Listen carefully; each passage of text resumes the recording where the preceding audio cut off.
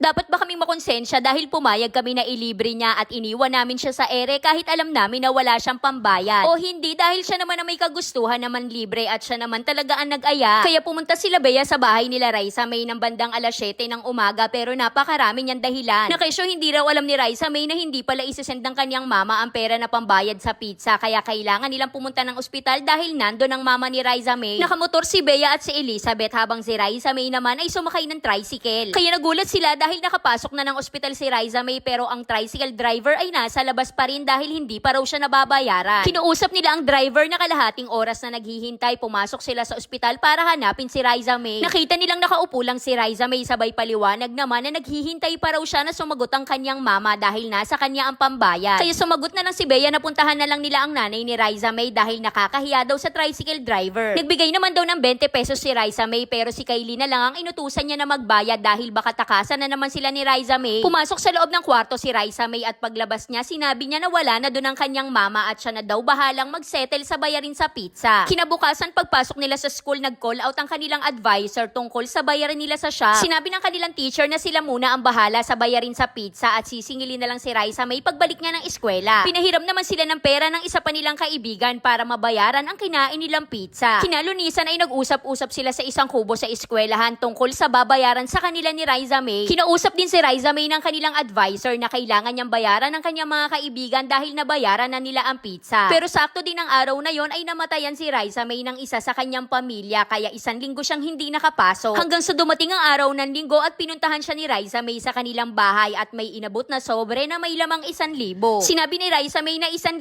ang laman niyan kahit 810 lang ang kailangan kong bayaran dahil sukli na yan sa abuloy. Alam naman kasi nila Bea na namatayan si Raisa May pero kailangan pa rin nilang singilin kaya ang sabi niya ay carry bells lang basta mabayaran ang kanyang utang. Kaya hanggang dito na lang Ate Charis!